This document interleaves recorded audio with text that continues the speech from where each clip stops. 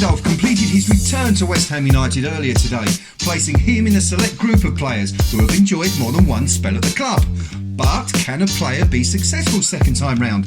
Join us as we take a look back at 10 players who, like Randolph, have returned to renew their love affair with West Ham, following a brief dalliance with another. Nicknamed Stag by his teammates, Dear joined West Ham as a 15-year-old, but had to wait 4 years before making his first team debut under Ron Greenwood against Wolves in 1962, a drab goalless draw. His high point came as a member of the European Cup Winners' Cup winning team in 1965, when the Hammers won their only European trophy, beating Munich at Wembley. After just 65 appearances and 33 goals, which included a loan spell at Brighton in 1967, Dear was sold to Fulham in 1969 for the grand sum of £20,000. After 13 games at Craven Cottage, he joined Millwall, and after just 6 games and no goals for the Lions, he returned to West Ham, making his comeback in a 2-2 draw against Tottenham at the Bowling Ground. However, his return to Upton Park was to be short-lived. After being involved in the infamous Blackpool row, which led to a 2-match ban from Ron Greenwood, who wanted to sack Dear and teammates, including Bobby Moore, Dear was released on a free transfer at the end of the 1970-71 campaign and promptly retired as a pro at the age of just 27.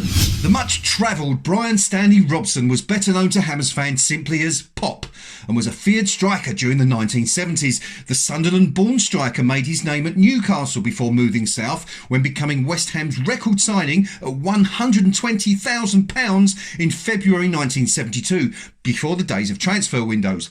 Pop scored on his debut for the Hammers against Nottingham Forest and never looked back, going on to score 47 goals in 120 games during a highly productive 3-year spell at the Boleyn. But he was allowed to return to his native North East in July 1974, when hometown club Sunderland signed him for £145,000. Equally prolific at Roker Park, where he scored 34 goals in 90 appearances, Robson, whose balding pate placed him in some very good company amongst some of the most feared forwards of the 1970s, see Ralph Coates, Peter Noble, Bobby Charlton, etc. He rejoined West Ham in October 1976, conveniently missing both the 1975 FA Cup final and 1976 Cup Winners' Cup final. Another 47 goals from 107 appearances cemented his place in the annals of famous Hammers before he went back to Sunderland, a year before West Ham's appearance in the 1980 FA Cup final.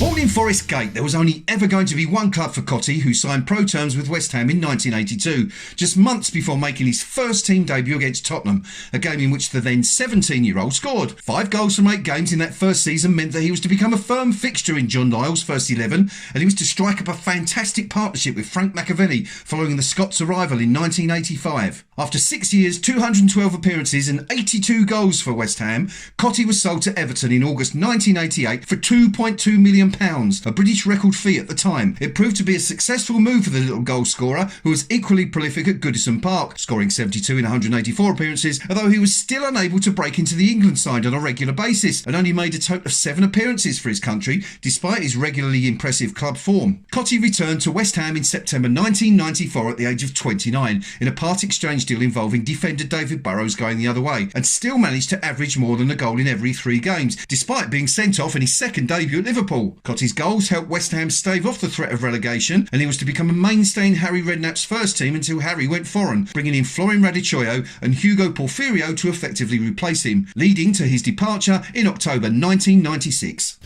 One of the Bowling Ground's favourite sons, Frankie Mack, made the long journey south from St Mirren in June 1985 after he had rejected a move to Luton Town, and just 5 years after he'd taken up football. A 1 in 3 goal scorer in the Scottish leagues, McAvenny was initially signed as an attacking midfielder, but a season-long injury to Paul Goddard meant he was pushed up alongside Tony Cotty in West Ham's attack. As lucky breaks go, this was up there with the best of them, and the Scot formed a formidable partnership with TC. The duo fired West Ham to their best ever top-flight finish, third in the 1985-86 season.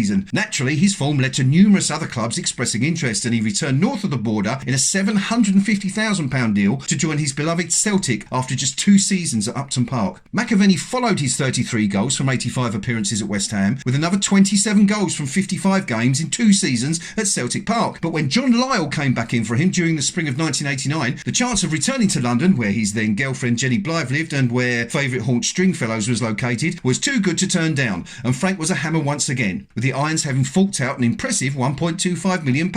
Sadly, McAvenny failed to recreate his form from his first spell at the club, even though the Hammers were floundering in the second division for much of it. A broken leg, courtesy of a vile challenge by Stoke's Chris Kamara in the opening month of the 1989-90 season, left him sidelined for 6 months. He helped West Ham back into the top flight, but never reached the heights of his first spell again, although he signed off in style by scoring a hat-trick on his final appearance for the club against Nottingham Forest.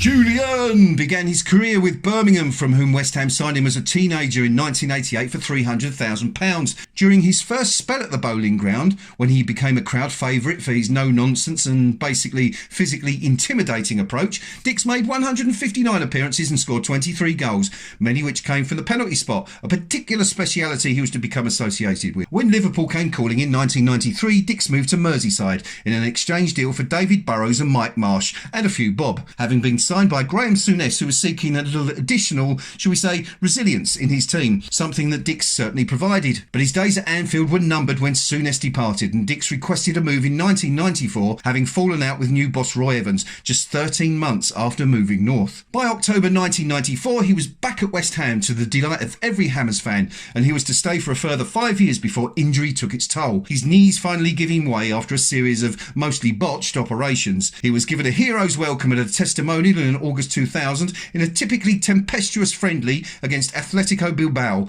in which Paulo Di Canio was ordered to leave the field to save being sent off following a 20-man brawl. Dix wasn't on the pitch at the time. He returned to West Ham for a third time in 2015, this time as a coaching assistant under then-manager Slaven Bilic, with whom he is still working to this day at West Bromwich Albion. The ultimate academy prodigy, Cole emerged from Tony Carr's Chadwell Heath stable in the late 1990s, along with the likes of Rio Ferdinand and Michael Carrick. After West Ham had reportedly rejected a £10 million offer from Manchester United for the then 16-year-old, he made his debut aged 17 against Swansea before going on to captain the side in a 5-year spell at the club. His departure was perhaps inevitable. Too good for West Ham is certainly how his father George saw the situation, and it was no surprise when he was punted out to Chelsea upon West Ham's relegation from the Premiership in May 2003. The lowball fee of £6.6 million still rankles with many Hammers fans, given that stablemate Frank Lampard Jr. had previously sold for nigh on double that to the same club. After spells at Stamford Bridge, Anfield and with Lille, not to mention having made 56 appearances for his country, Cole made an emotional return on a free transfer to his first club, although he was nowhere near the same player. After just 13 league starts, he was quite literally sent to Coventry, his final professional club.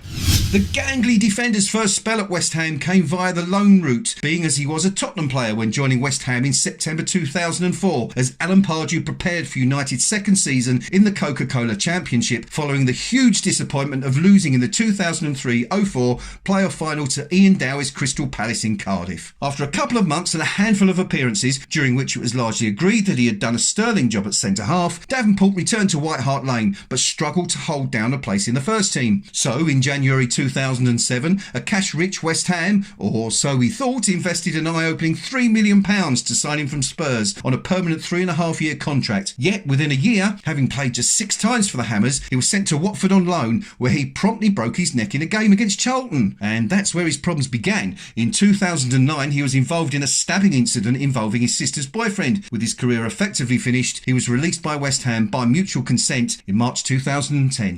The player commonly known as Ginge joined West Ham in a triple swoop back in July 2005, along with fellow Cardiff defender Danny Gabidon and Charlton fullback Paul Konchesky. 21 at the time, Collins, who cost the Hammers £1 million as part of a double deal with Cardiff, was to spend the next 4 years and 2 months with West Ham before being sold for £5 million to Aston Villa, as a near bankrupt West Ham sought to recoup some of the losses incurred by the collapse of the Icelandic administration. After 3 years at Villa Park, Collins was on his way back to West Ham in a £2 million deal, stating, "I didn't really want to leave when I did because I was enjoying my time here so much." Probably the most successful second spell by a Hammer, he became a firm crowd favourite once again before leaving at the end of the 2017-18 campaign, having not been offered a contract extension.